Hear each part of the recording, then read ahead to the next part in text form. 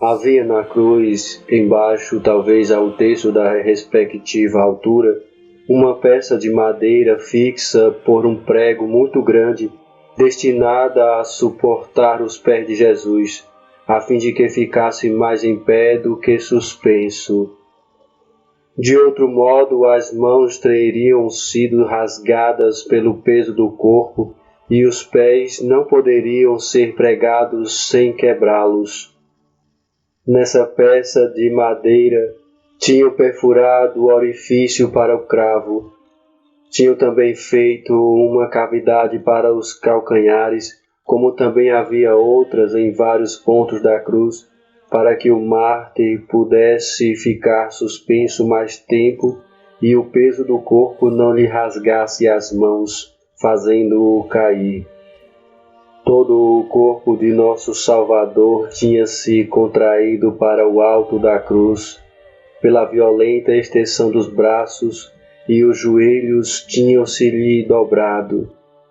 Os carrascos lançaram-se então sobre esses, e por meio de cordas amarraram-nos ao tronco da cruz, mas pela posição errada dos orifícios dos cravos, os pés ficavam longe da peça de madeira que os devia suportar. Então começaram os carrascos a praguejar e insultar. Alguns julgavam que se deviam furar outros orifícios para os pregos das mãos, pois mudar o orifício dos pés era difícil. Outros fizeram horrível troça de Jesus. Ele não quer estender-se, disseram, mas nós lhe ajudaremos. Atando cordas à perna direita, puxaram-na com horrível violência até o pé tocar no suporte e amarraram-na à cruz.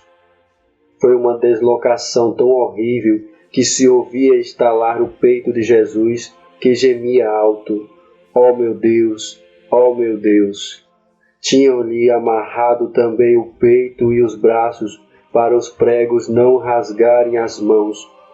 O ventre encolheu-se-lhe inteiramente, as costelas pareciam a ponto de destacar-se do externo.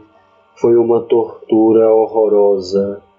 Amarraram depois o pé esquerdo a uma mesma brutal violência, colocando-o sobre o pé direito, e como os pés não repousavam com bastante firmeza sobre o suporte para serem pregados juntos, perfuraram primeiro o peito do pé esquerdo, com um prego mais fino e de cabeça mais chata do que os cravos, como se fura a sovela.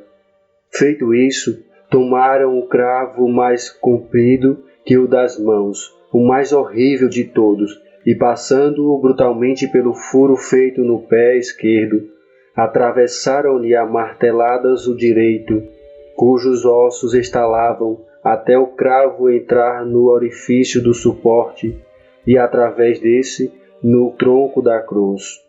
Olhando de lado a cruz, vi como o prego atravessou os dois pés. Essa tortura era a mais dolorosa de todas, por causa da distensão de todo o corpo. Contei 36 golpes de martelo no meio dos gemidos claros e penetrantes do pobre Salvador. As vozes em redor, que proferiam insultos e maldições, pareciam-me sombrias e sinistras. A Santíssima Virgem tinha voltado ao lugar do suplício. A deslocação do corpo do Filho adorado, o som das marteladas e os gemidos de Jesus causaram-lhe tão veemente dor e compaixão que caiu novamente nos braços das companheiras, o que provocou um ajuntamento de povo. Então acorreram alguns fariseus a cavalo, insultando-as, e os amigos afastaram-na outra vez a uma distância. Durante a crucificação e a elevação da cruz, que se lhe seguiu, se ouviram especialmente entre as mulheres gritos de compaixão como: "Porque a terra não traga esses miseráveis?